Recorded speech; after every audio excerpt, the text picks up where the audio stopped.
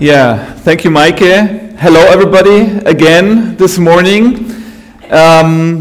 Yesterday we've seen how important data and AI literacy is and how it can be taught in self-effective and attractive way. We've heard from our three welcome speeches from Christine, Andreas, and Emilia how important it is that computer science, artificial intelligence is taught in school. And those of you working here in Germany know that the compulsory informatics in school map differs vastly from federal state to federal state. From 6 hours compulsory CS courses in Mecklenburg, Western Pomerania, until no compulsory elements at all in the state of Bremen. The good news is all our federal states are on the way to introduce computer science compulsory in schools. Even Bremen just announced it 2 weeks ago that from the year 2026-27 on, there will be elements of compulsory CS education in school. And I don't have to convince anybody here, we've heard that a lot, but I just want to stress one study that is really interesting, and we heard that there is a gender gap in general in computer science. There is also a skills gap between the genders in the ICT skills, and a study of the Stifterverband that was released 1.5 years ago makes this point, because in those federal states where you have compulsory computer science education in school, this skill gap between girls and boys does not exist anymore, and it exists in those countries or states where you don't have compulsory CS education in schools. So at least for Germany I can say that we don't have a problem of knowledge, we have a problem of implementation. And I'm very happy to discuss now or get an input from a European perspective as well as from an US-American perspective. If there's also this, or if the problem lies in the knowledge or in the implementation of these findings. And since here in TrainDL, the project lost my microphone. Maybe I use that. It's easier than this thing here. All right, thanks.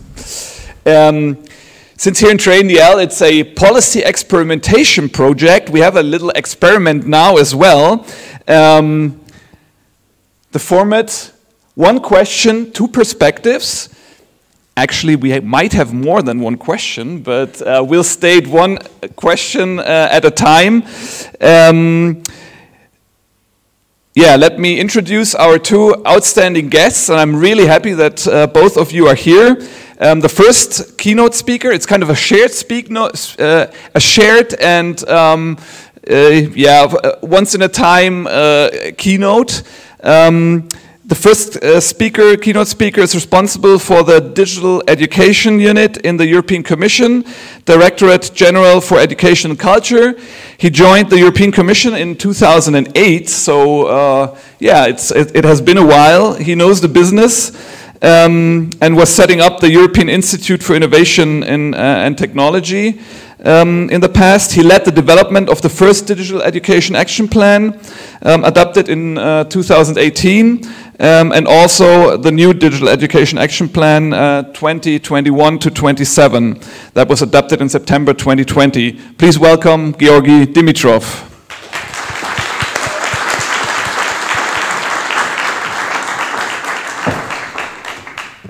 And we have a second guest from the United States. She's the Director of Policy at Code.org, which is a US-based non-profit organization focused on expanding access to computer science education. In her role, she advocates for state-level policies that support K-12 computer science programs, and she's the primary author of the annual State of Computer Science report, which provides a detailed overview of the status of computer science education across the United States. And her work involves not only developing policies, but also ensuring their practical implementation. So please welcome Hannah Weissman. Maybe you sit there for a second, and I'll leave the floor to you in 1 minute. We've said that one question at a time, 2 perspectives, and I'm really eager to hear if those perspectives really differ that vastly, or if we might find a common ground. So we brought 3 questions for them, and we'll also open that up afterwards for you here in the room, as well as for you participating online. Each of them will have a 5-minute time to answer each of those questions, and then we'll have the chance to ask some questions. We'll start with Hannah. Already in 2016, Code.org with the ACM and other organizations released the K-12 computer science framework. You just last year initiated something called Teach AI, and the first question you're going to answer is, maybe also elaborate on those 2 frameworks or initiatives. What is policy-wise currently underway in the area of AI and data literacy in the United States? So please come up here. You can just grab a mic and Well, good morning, everyone. Thank you for welcoming me. This is actually my first time to Germany, so it's great to be here and to join such a wonderful guest to compare experiences. And I think it's funny. I think we so often think that our neighbors are much ahead of us, and I think even our initial conversations, there's a lot of similarity, both within Germany, but across the EU, and then in the United States. For those of you who don't know, the United States is very much a state-by-state education system, so that means we have 50 states, and they all do things a little bit differently. So I think to first kind of answer your question, I want to take us back a decade to 2013, 2014. We really started to have a sustained computer science education movement in the United States. And prior to this, there was a lot of computer science going on, there was a lot of technology, but it wasn't necessarily from a sustained policy landscape. And so what that meant is that it was likely because of a teacher being really excited and innovative, or a principal. It wasn't necessarily because the state was prioritizing it. And we recognize that that's not enough, right? If a teacher retires or leaves and it was their passion, and then there isn't that landscape to train new teachers, to get other folks excited, then it dies with them. So Code.org was created about a decade ago and works with a number of partners, both in the United States and then also across the world, to really get a policy landscape. And so that looks like a variety of different things. It looks like things like standards, so teachers know what to teach in computer science. It looks like things like teacher preparation programs. We actually have many states in the United States at the moment where there is no such thing as a computer science teacher. They're actually math teachers or they're business teachers, and they've learned on the job. And I will say, as a former teacher myself, we're always learning on the job, but it's really nice if you get some training and some background. And so that is still something that we're working with. And then our last policy that we came out with about a year ago, which I think really touches on the subject of AI, is actually making computer science, we don't say compulsory, we say a graduation requirement, but it means the same thing, right? That we want every student, when they graduate high school in America, regardless of their future path, whether it be university, whether it be right into the workforce, to have some exposure to computer science. And that really laid the groundwork very well from, I can't believe it's only been about a year that we've had ChatGPT. It feels like a very long time, but when that technology came on board, we already had the really strong computer science foundation. I think we heard yesterday that this isn't a separate subject, right? This falls under that foundation that we've built around digital literacy and skills, understanding computing. And so that really gets to a lot of the efforts right now. So Teach AI is an initiative of Code.org that's providing guidance and resources to policymakers, to school level, to country level, about how do we effectively implement AI in schools. And it's twofold, right? It's for all teachers to teach with AI, right? To make them more efficient, to help give them new ideas, but then also importantly, how to teach about AI. I think we've all talked about the value in knowing how a tool is made, how to make a tool better, what it's used for, what it's not used for. And I think that's a big difference that we're finding around AI opposed to kind of computer science. And so if we go way back more than a decade ago, we've had computers in schools for a long time, but it really wasn't until more recently that we started taking a deeper look. And we said we shouldn't just have typing classes and classes about Excel and Microsoft Word. We should teach our students to program, to create these technologies. One of the things that I'm really excited about with AI is that we're having those discussions in parallel. We're saying we want to get these technologies in the classroom, and we believe that students need to understand how they're made. I think that's a really important difference, and I think something that we've learned from the computer science movement. One of the things I spend a lot of time in my job is talking about the difference between just computer literacy, right, just knowing how to use a computer, versus actually how to program it, how to create new technologies. And so that's something that I think is a big difference with the AI movement, is trying to have those kind of conversations in parallel. So to your point of what's going on in America around AI, again, certainly very connected to what's going on around computer science. And so we have 8 states in the United States that have made computer science a graduation requirement, and that is going to absolutely incorporate elements of AI, giving those students that exposure to actually how these models work, how to make some of these models.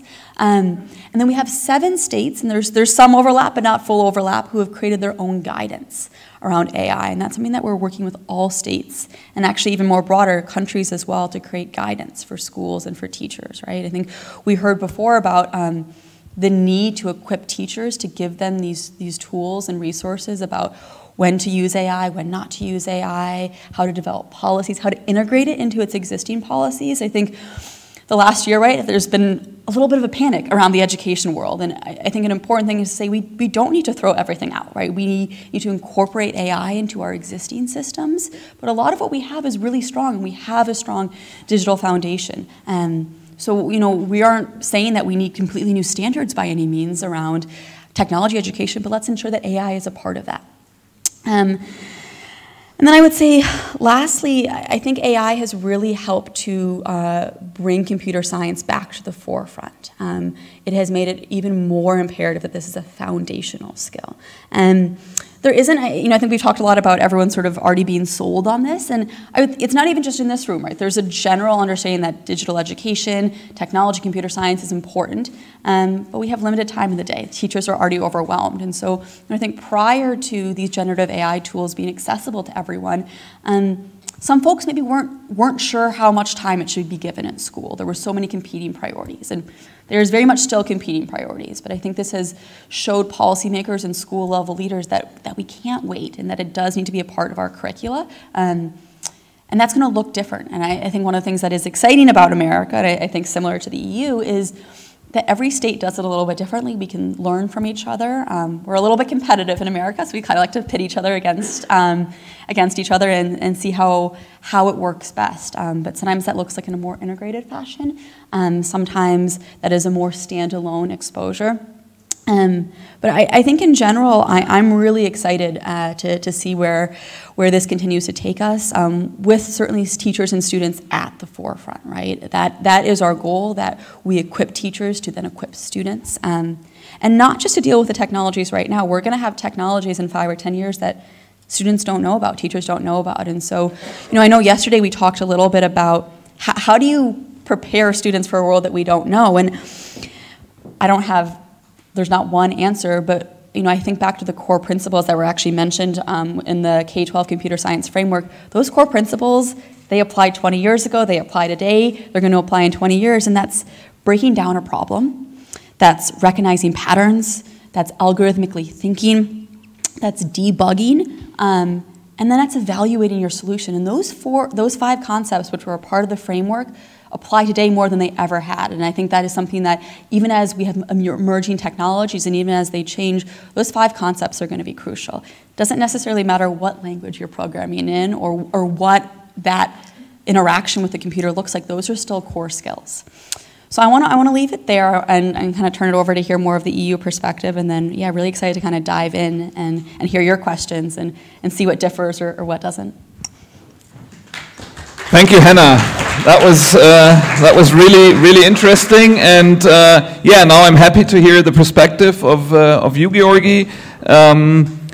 The Digital Education Action Plan has a priority to enhancing digital competencies for the digital transformation, and I think that is very key. And I know we have a strong partner with you in promoting computer science, so yeah, please elaborate a little on what the European Union is planning. Well, thank you very much, Daniel. Good morning to everyone. Very pleased to be here with you in Berlin. I have a personal connection to this city. Guten Morgen allerseits, auch an diejenigen, die Deutsch sprechen. So I think that, I mean, you set the scene very nicely, Hannah. Thank you so much for doing that, because as somebody who works in policy, I can say that I agree with almost everything you said. I mean, that's kind of a political answer, I know, but it's true. It's true, because the problem that we are facing here is pretty global and pretty universal. And what I mean by this is that, in a way, you know, it comes down really to the core of computer science and the core of, if you like, the concepts that we speak about. They are universal. It's not about, you know, I come from Bulgaria. It's not about Bulgarian computer science or German computer science. Of course, there are some difficulties, but it's very universal, and that's great, because we are humans and we like to share things which are, let's say, common. But let me give you more the answer to the question, what is going on at the European level, and link it back to what you've said. I want to focus on one word, on what is going on, and the word is, it is awareness.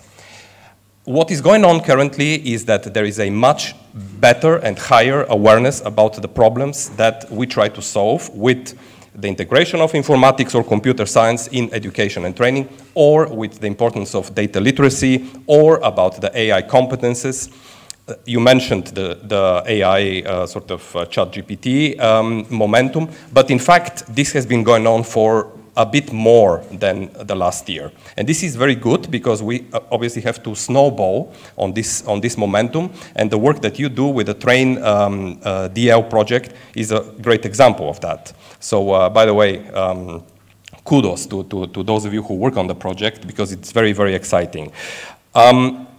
I would give you 3 examples of how we at the European level reflect the higher need for action, and which is basically coming back to the awareness. Because everything you do, which is driven more or less by policy, comes back to a need, and this need needs to be painful enough for people to start to do something.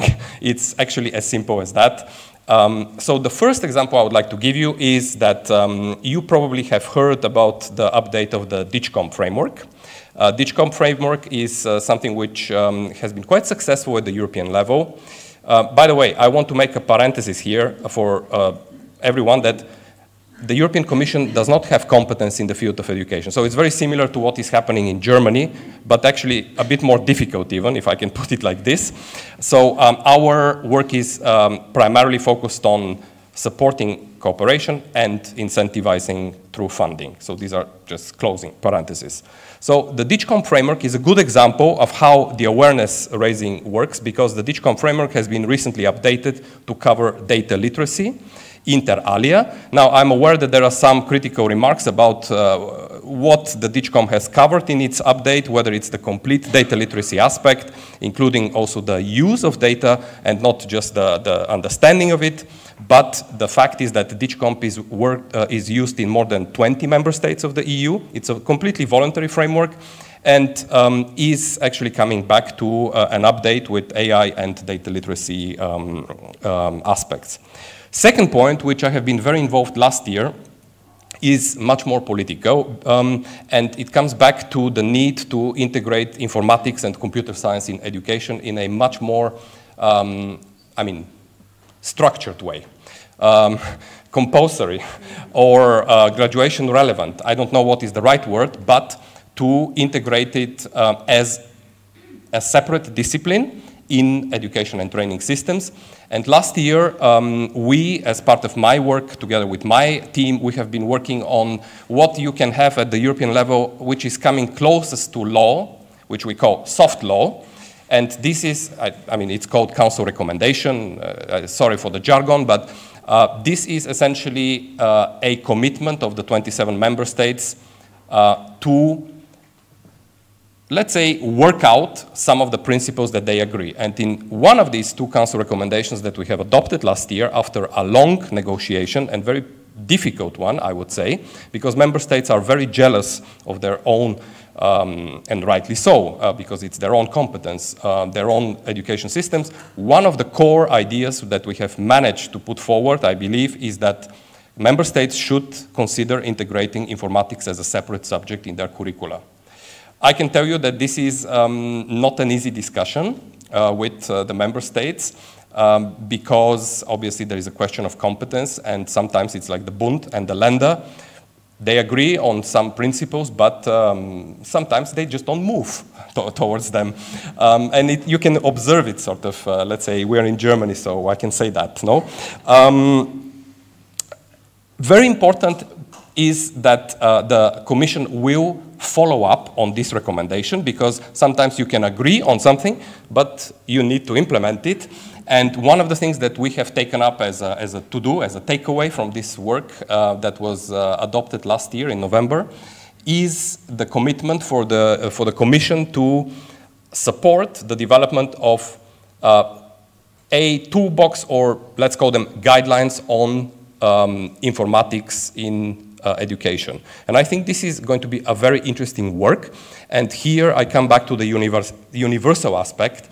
I believe that there is a role for the European Commission to support the member states in something which is shared across the board, and where there are really not major differences where we can disagree on based on, let's say, cultural or some other important aspects. And here we are going to support the member states in the development of this type of tools, and hopefully we would be able to then bring them more and more to a more structured approach. You mentioned, Daniel, the, let's say, the differences between, Bremen on the one side, and then maybe Mecklenburg-Vorpommern.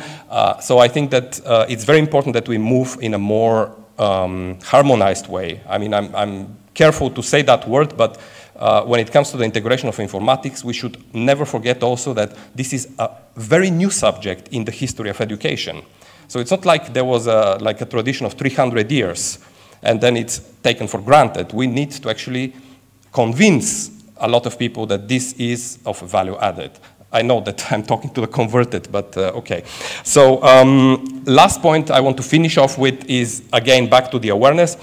I can spend a lot of time in bringing arguments on why this is important, but what is very important for our stakeholders is what the Commission does in order to support them.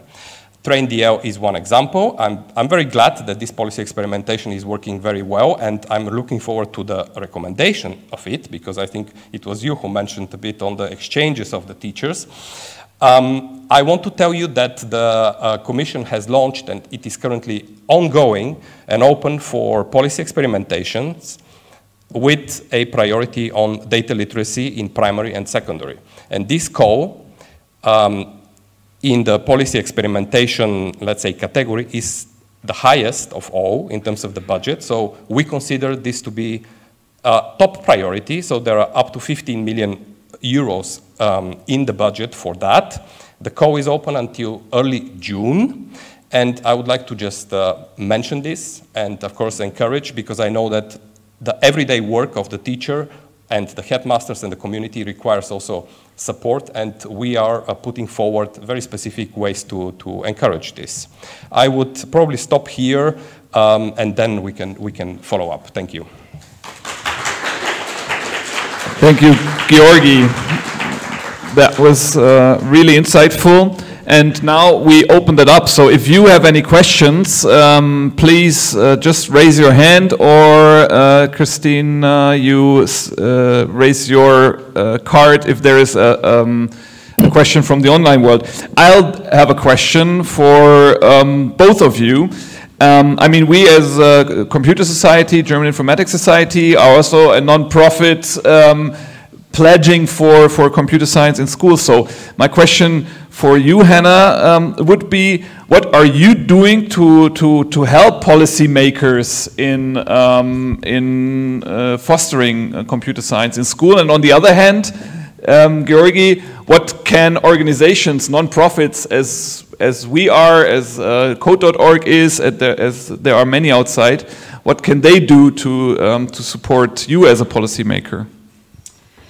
Well, I think it's, in some sense, bringing it back to the topic, I think one of the core things that we provide as a nonprofit is data. And so, as I think I was mentioning in your introduction, one of my roles is that I produce a report called The State of Computer Science, and it's the state of computer science in the United States of America, and we are able to say for each of our 50 states what percentage of high schools offer even just one computer science course and what percent of students take those. And that data is so crucial for policymakers, because I'm able to sit here and tell you today that only 57% of American high schools offer computer science. That is a staggering number in and of itself, and that makes a lot of policymakers sit down and say, only 57%? A lot of them think, oh, we have computers in every school, therefore they must be learning computer science. And then if we dig into that number even further, only 5% of students are taking computer science, right? So even when a course is offered, that doesn't mean that a student is taking it. And then we dive in even further and we say, and let's look at the gender disparities. Let's look at the disparities socioeconomically. And when it is not a compulsory subject, we see massive gaps in high-income students and low-income students, in girls versus boys. And that is crucial for the policymakers, right? There's so many policymakers like yourself who are already sold, right? They already know that data. They don't need to be told it. But there's a lot of folks who don't know that, who are perhaps surprised to learn about the persistent disparities that exist or the challenges that schools have in bringing this subject.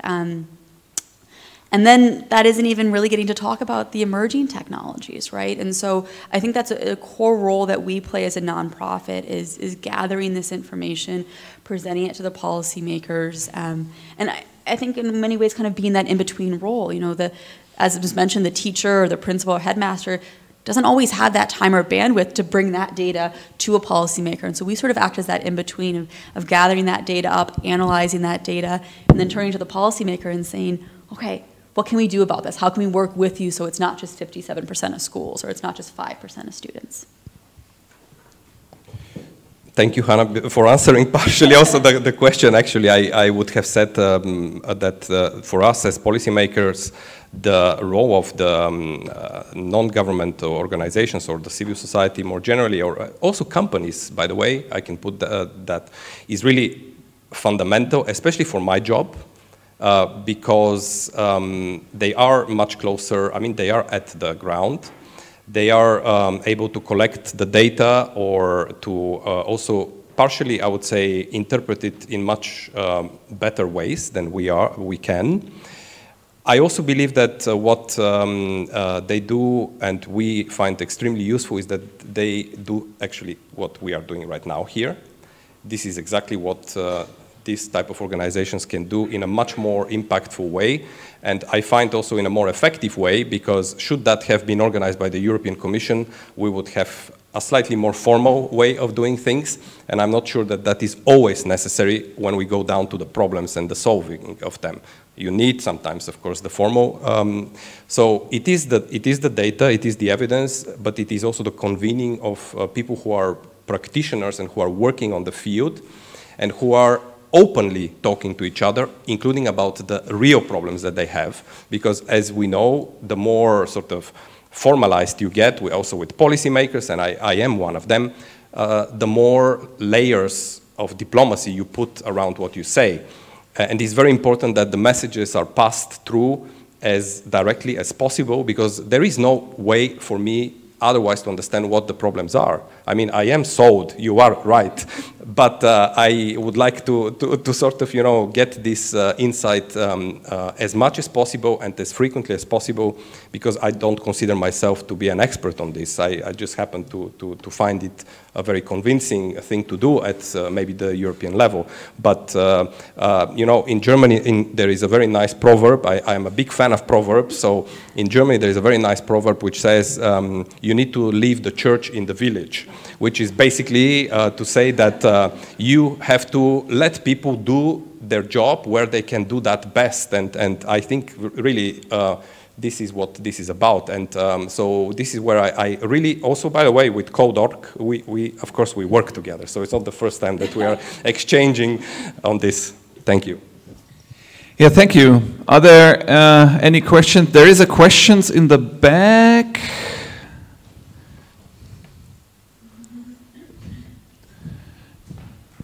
Tilman Michaeli from the TU Munich. Thank you so much for the input. I was wondering a bit, I mean, we all agree that this recent developments in the field of AI really help us with this course of like computing is important, informatics is computer science is important. But nevertheless, there is this kind of like, especially from my colleagues, what I learned from my colleagues in the US, there's this like AI education is something different than computer science education. So I was wondering, how do you cope with that, especially on the policy level? Because I think that's a big challenge to like emphasize. That's computer science, and that's one part of the bigger thing we need. That's a great question, and I think that's a big aspect of my role. So even before AI, there was a big aspect of my role of just educating and bringing awareness of what is computer science. But to your point, when AI came out, right, there was a lot of folks who were like, this is a brand new thing. I've never heard this word before. I've never interacted with these technologies. And so we have a lot of conversations. Well, it's actually not a new thing. Actually, this is not a new terminology. We've actually already been having a lot of these conversations. We've had AI and generative AI for a lot longer than a lot of folks realize. And so we kind of come back to those core principles. We talk about, again, how the models are developed, those underlying computing principles, but we also talk about it from a practical standpoint. So even if you wanted it to be a separate subject, we don't have time for even more subjects. So where does it fit within the curriculum? So I think that is also bringing it to a practical level of absolutely this is important. And we don't want another teacher certification. We don't want a whole another hour devoted to a new subject, because this is a tool that should be integrated into our current landscape. But it has been a challenge. I think there's a lot of very well-intended policymakers whose first thought is, should we have an AI class? And that's been something that we've been both at code.org and then with Teach AI, which is an initiative of code.org with other partners and with many global partners, that we've been working to educate folks on and to try and give them examples of how it fits within computer science standards. The last thing, though, I will say about it is I think AI presents this challenge because it is both teaching with AI, which I would say is more of a technology education, and then teaching about AI. So that is two parallel conversations that we are having. Computer science teachers need more support to integrate this, and all teachers need to understand the tools. But it is something that is really pressing, and I think we're going to continue having those conversations. And I think the more examples we can show of how it fits within the existing school curricula is going to be really crucial to tamping down the idea that we want a whole new subject.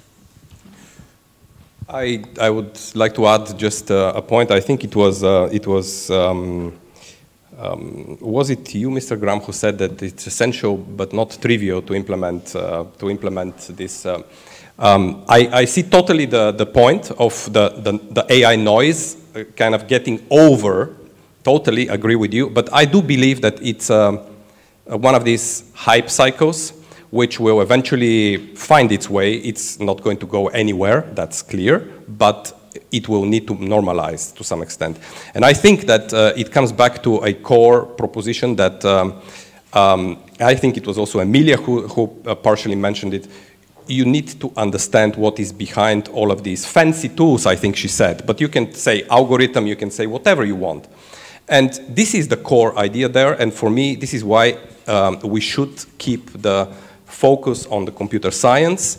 Of course, we should add the AI-relevant competencies or whatever frameworks or anything like this around it. We do this with every other subject, by the way. We constantly update it and also the concepts around it. But we should not, in any case, fully agree with you, let's say, fragmentize further and create even more pressure on the teachers and you know, God knows what. So on this, I just wanted to add this 50 cents. Yeah, thank you. I think that is good to hear from you as a policymaker, because we're often dealing with these issues. Like for me, we're also having within the GI, we're having this discussion. If we talk about artificial intelligence, people say, yeah, but it's informatics. But on the other hand, sometimes you reach people, they're policymakers, because then they are aware, and then maybe you get to in a dialogue, and then you say, all right, it's not AI is just one part of computer science. But Valentina, Victoria Valentina raised her hand. Thank you. My question is to Georgi. Actually, you partially answered my question because I was listening about this digicom, that is like fancy words, but it is really meaningful words like digital literacy, artificial intelligence, and you haven't mentioned computational thinking, maybe media literacy, coding, and how we connect this. Actually, you partly answered, but I would like maybe that you highlight what is in this computer science. You mentioned about awareness. Is this right word to connect all these directions that we would like as in schools for teaching, learning, that we would like to see like path where we're going, what's future next year, after next year, integration, maybe STEM also to connect, or what is your vision for next, let's say, 5 years? Thank you for this extremely good question. I will be short also in the interest of time. I think the way I see it is that all the important parts that you mentioned about the puzzle are really evolving, very fast evolving bits that we need to tackle in education. It just happens that it is so important now to deal with, let's say, AI, and it's a fact of life. I see it as a bit of a moving target, which eventually will need to find a bit more integration. I mentioned the word awareness because it is extremely important for politicians or policymakers. I am a policymaker, but I work eventually for politicians to get started and get going on something once they are convinced, and this awareness is what I meant primarily. But it will be important to not lose sight about the integrative role of informatics. Personally, I believe this is the next best thing we can have around the digital skills development. And more for the society, what I believe we should be primarily thinking of is the role of digital skills and literacy. Of course, we can, delineate and we can define the different parts of it, but there should be also a certain aspect of manageability of all of this, because otherwise it becomes very difficult. So integration going forward of the different bits and pieces, but it needs to be manageable. So that would be my answer to you. Thank you. Thank you. I've seen, maybe you also just introduce yourself briefly. So. Yeah, sure. I'm Johannes from University of Magdeburg. And the question is more from curiosity. You said now AI or technology is universal. Also, you said there's quite a speed in these changes. And I'm just wondering myself a lot, how does it fit with the regional approach of managing education, so on a state level? Like, is that really holding us back a lot, or how should we deal with it on a long term? I'm not sure if you can answer that. Or Thank you, Johannes. I will start, and I will pass also to you, because America is also, in a way, regional. example. You mentioned it in your. I think you are putting the finger in the wound there, in a way, and there is no good answer to this question. What I see is, again, it's an evolving concept. I'll just give you an example. At the European level, if you would have come back 40 years ago, where there was a call and European Economic Community, you would come and you would talk about education. Basically, people would laugh you out. Fast forward, we have a mobility program of Erasmus, which is extremely successful. And the member states have gone through stages of development. I can give you the legal treaties and the different Maastricht and all, and you would see an evolution of how much they accept the idea that it is good to deal with this in a more, I would say, shared fashion. I don't want to use other words here. I think ultimately the education process is a local one. So on this, I believe it needs to also be dealt with at the local level. I think this is where it is implemented. So I don't believe at all in centralization or anything like this. But I believe that especially with the digitalization of the society and, here talking about education, which is affected heavily by it, and also the competences that come out, there is a great deal that we can learn. We can learn from Estonia, we can learn from Finland, from Bulgaria, even in the field of informatics. I was talking to Daniel, and there is a great deal of things we can learn, and this is what we support at the European level, actually the exchange of best practice. And we believe in the voluntary nature of this. But it is a challenge, it is a very big challenge, and it becomes a bigger one by the time, I think Christina mentioned also that it needs to be faster. So, yeah, thank you. Yeah, it's definitely a hard question. I think from our perspective at Code.org, right, in many ways, I sometimes joke that I feel like I'm working with 50 different countries. And so I think our approach to it is to have these overarching policies, right? We believe that every state should have standards for computer science, and we believe they should encompass a lot of those core things: how computing affects society, problem-solving, critical thinking, and it should be localized to whatever a state needs. Same thing with teacher certification, same thing with graduation requirements. Those look different, and yet that overarching principle we want applied. And then another key aspect that I think is similar that we work on a lot at Code.org is bringing all the states together to share ideas, and not with the goal of making every state identical, but let's take some of those best practices. I think similar in the EU, we have states that their economies differ vastly, and so we have some states where agriculture is still very prevalent. And so their computing education is more focused on the applications in the agricultural sector. I currently live in Boston, and there's a huge healthcare and bioinformatics society, and so there's a lot of focus on how computing is used in that. And that's great and exciting. We would never want to discourage that. And so we approach it from the overall principles and then bringing states together to share those ideas. But we certainly want there to be a level of equality, right? Where if a student is in Arizona or in California or in Massachusetts, that they're getting exposure to this crucial subject and that it's being individualized and localized. And again, I think that's something that's exciting about AI, is a further tool for teachers to help individualize. I think about when I took computer science in high school, and the projects that I were making looked just like the kid next to me, because we did not really have the data as much to individualize. And we were making the same programs. And now I talk to students and they're getting to pull in data sets that interest them, whether it be about art or healthcare. And that is, I think, really exciting and something that we want to continue to amplify. So this idea of equity, but individualization and then sharing ideas. Thank you. There is another question, Victoria, here in the... Hello, Hannah. Hello, Georgi. First, thank you for being here and these great presentations.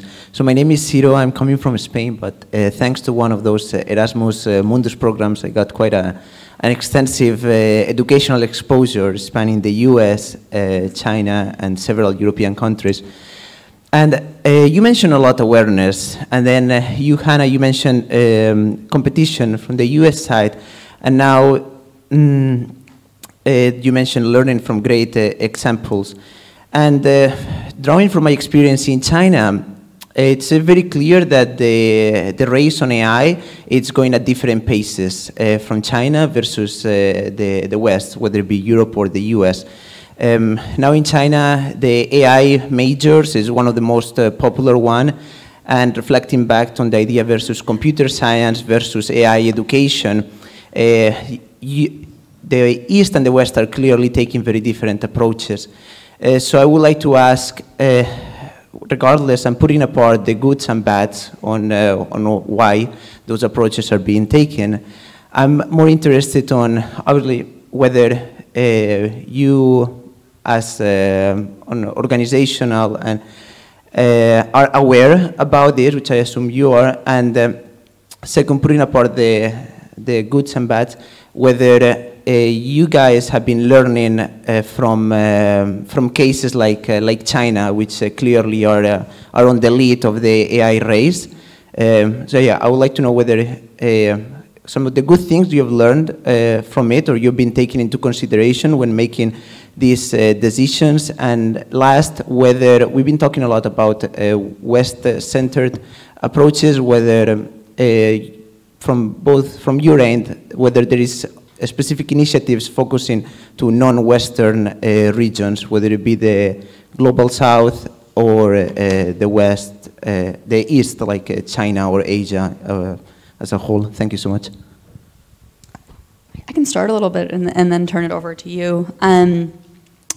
So I think from the very beginning of the kind of digital age, right, there was the ability to communicate more across the world. And you know, when Code.org started, we were certainly more U.S. focused. There was a lot of work for us to do, and we have expanded to more international.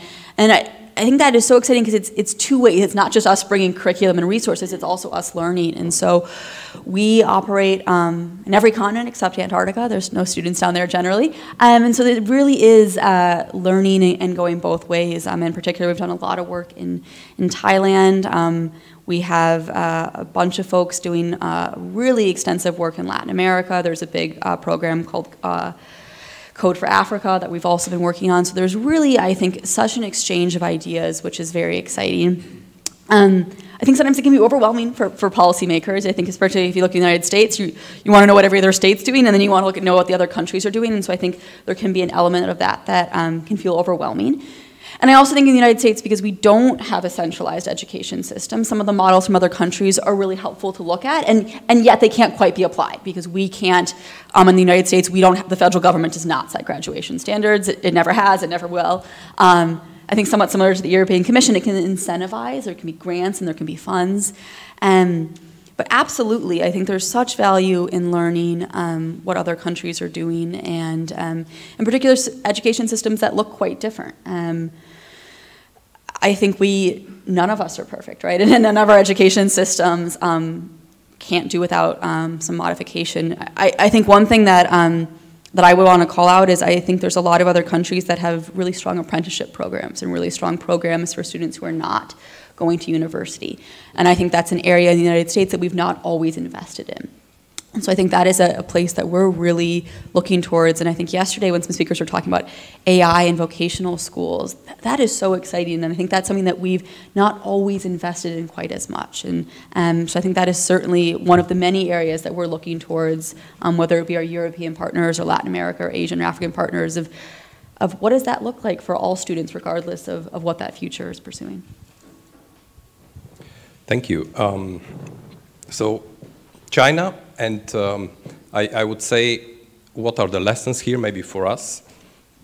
I think that there is a great deal you can learn when it comes to the speed of implementation and pace of innovation.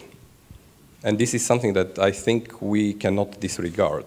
And I mean, I think there is a kind of sense of urgency around it.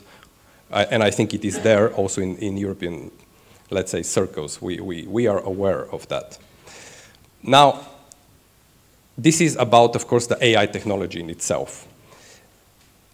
When I would maybe look at the other side, that has a certain, if you like, cost for society. And it happens that there, society does not always get asked to let's say, to agree with that.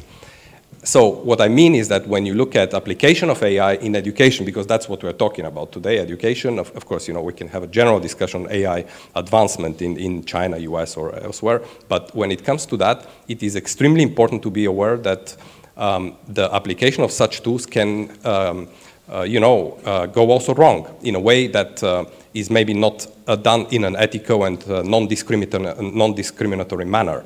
I mean, we are familiar about surveillance examples from these type of, let's say, places, which are part of the education process. Now, why I'm saying this is because the Commission has put forward Artificial Intelligence Act, which is actually a kind of a global first in that sense to regulate certain aspects of the application of AI on a general level, not in education. But education is a so-called critical high-risk area. And I'm mentioning this because it's a first, and it's basically very clearly pointing to the fact that this is going to be a huge, let's say, process of dispersing AI across the society and the economy. But when it comes to certain places or sectors, such as education, there should be a very great deal of attention to that, because it's not like you can go fast and break break things just like this, because I mean a lot of things can go wrong. So that is what I would say for the AI. And then last point on the examples for the South and the international. Everything we do at the European level by default is something that we if you like, share with, especially with, you know, the global South, or with Africa, or with many, many other countries. We have a huge international program. Very simple, the DIGCOM framework is something that we try to promote, for example, outside of Europe. All the aspects that are fairly successful, let's call them like this, we try to reuse them, not to export, let's say, our things, but because we believe that they work, and because there are certain values, of course, attached to them, and for sure, we, you know, we believe in some of those things as part of the society. So, yeah, that would be my answer. Thank you. Thank you. Thank you also for the question. I would kind of shift the scope a little towards the teachers, because I mean it was a central part of this project. We were addressing the teachers, and of course they are a part of the in Germany of the CS community, of the German Informatics Society. But we know it's some. I mean, Andreas is here, but it's sometimes really hard. They have like a busy, stressful day for them to open up for new ideas, also to, for example, come to such rounds like here, or I mean, we also have our forums, but it's really tough to get them out of school, not because they don't want to, just because they don't have the resources and the time and yeah, sometimes also the funding for traveling. So I don't know how you deal with that issue. Is that different in the US? And I mean, that is really far away from the European Commission, because I mean you got the national states, the federal states, and then you got the teachers who are doing the work on the ground. But are there ideas how we can support them in yeah, picking up the speed? Great question. So in my work at code.org, we have many different teams, but one of the teams that we have is a team all about outreach and adoption. And so those are the folks who are very much, I spend some time in schools, but those folks spend a lot of time in schools. And so our approach has been, in every state we have what's called a regional partner. And those are generally nonprofits that are based in that state, so they know that locality, and they offer professional development. In the United States, in contrast to Europe, we have very long summers, 12, 13-week summers, so we do have an opportunity to do some professional development there. It's not necessarily easy, though. I think that is continuing. I think particularly since the pandemic, and I can say I was someone who was teaching during the pandemic. It was exhausting, and so the idea then to do more professional development and learning, it's not that teachers don't want to, but they don't always have that time built in. So I would say we have a variety of approaches, and we're still working to refine them. We're continuing to try and offer a lot of asynchronous and online opportunities so teachers can do that at their own pace, with trying to have cohort models, with trying to make sure that teachers have peers that they can talk to. In the United States, and I don't know if this is different in Europe, but in the United States, over half our high schools are less than 500 students. And so in those high schools, you're going to be lucky to have one computer science teacher, so they're not going to necessarily have a colleague. And so that's one of the roles that our organization and other nonprofits we work with tries to fill that gap, is to bring teachers together, whether it be in an online setting or in person. And when we do in person, we try to make sure we pay for all the travel, food, hotel room, try and incentivize it as much as possible to bring those teachers together in a community of practice. You know, when I was a teacher, there was 25 other math teachers I was teaching math, so I had so many colleagues to bring these ideas off of. That's not necessarily the case as much with computer science or informatics yet. I will also say, like, that's a big area where we advocate for more funding for policymakers to make sure that teachers are compensated for their time. So often teachers are asked after school to do more professional development or on the weekends or the summers. And just as we would want for other professions, teachers to be compensated for that time, there to be money then for substitutes. And so that's certainly a big area where we continue to advocate for there to be adequate resources. But there's also approaches of trying to go into the schools and train teachers during prep hours and do, we call them sometimes micro-credentials, really small bits and units that teachers can digest. So there's a lot of strategies, and it's very challenging. And the schools that need the most support are often the schools that the teacher's already wearing, we say wearing multiple hats. So there may be a math teacher and a computer science teacher, and they're maybe doing lunch duty or something. And so I don't want to skim over the fact that time is a finite resource, and it's something that we are continuing to work through. Thank you. Well, we try to help them to come together, essentially, because we are, as you say, Daniel, very far away from the maybe from the ground, and we do that by, let's say, means which help teachers come together. What comes to my mind is, for example, the eTwinning the eTwinning platform, which is a online platform which has now more than 400,000 teachers who are cooperating and exchanging, obviously in digital means only. Second point is that Erasmus program is very well known for experiences like yours. I forgot your name, but in fact Erasmus is open for teacher mobility now for quite some time. And even though more than 2/3 of the Erasmus program go for mobility of students, there is 1/3 which is up for projects like that one, as well as for mobility of teachers. So this is very important because actually teachers can exchange in an international environment. And a very recent project, which a third and final example that we did, again, to bring teachers together. That's the only way. We cannot solve the problem of the lack of time. I am aware of that. But I think we can pass the message that it is very important, maybe also to people who have to agree or to compensate, to let's say, incentivize the teachers. And we have a recent project which has received quite a good feedback and attention, which is the Erasmus Teacher Academies. I don't know if anyone has heard, but I would encourage you to have a look at those because they are relatively new, and there the idea is to bring teachers in a very specific subject together. So yes, primarily about coming together and incentivizing them. All right, since we are kind of coming to the end of at least this panel, Georgi is going to stay a little longer. I think you as well. So that is good. Maybe one last round, one last question. Looking 5 years in time, looking back on now the year 2024, what would you or what would be a wish looking back, saying like that would in like 5 years ago that was really, really good, what happened there, that kind of changed something or that brought something new up? Is there something you can think of where you say, all right, there we did something right back then? Yeah, I think the thing that comes to mind is the emphasis right now that we've been on guidelines and frameworks, and instead of pushing policies top down. I think we've acknowledged at code.org and at TeachAI that things are changing really quickly, and that we don't, as much as people might want us, we don't have all the answers. And so we really emphasized on putting out these broad guidelines and frameworks.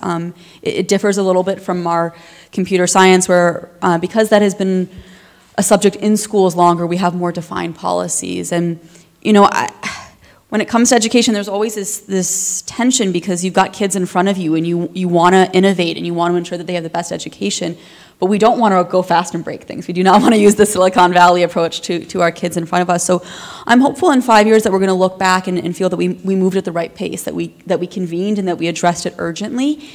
And we acknowledge that we need to give teachers these resources and support, and that we don't want to shove it down teachers or kids' throats right away, that we need to well equip them. I think sometimes right now folks worry that we aren't moving fast enough, and that there's maybe regions of the world that already have it. But I'm hopeful that we're going to look back and feel that we approached it in a thoughtful way, protecting student privacy. I mean, we've not talked about that yet, but privacy and data need to be protected. So that's what I'm hopeful for. And I think I'll also close that When I took computer science 10 years ago for the first time, I was one of the only girls in the class. And it wasn't individualized. We weren't talking about AI. We weren't talking about data. And so I also hope that in 5 years, that's not the experience. Our classes reflect the broader society, and they reflect and they talk about the emerging technologies, and they excite students in a way that we haven't always embraced. So I'm very optimistic for what 5 years looks like. Thank you, Georgi. Well, difficult to add something to this. I have a simple wish. I would like that in 5 years from now we look at the 20 whatever number of member states, possibly still 27, maybe a bit more, and then there is everywhere informatics, and that we have also sufficient teachers to teach that, and that we have also all the students who can sort of relate a little bit to that, as I call this, universal language. So that would be my very simple wish. You are doing a great job in Germany with the Gesellschaft, so you continue on that, and I think there is a great deal also at the European level that we can do. All right, thank you very much. Thank you, the two of you. That was really, yeah.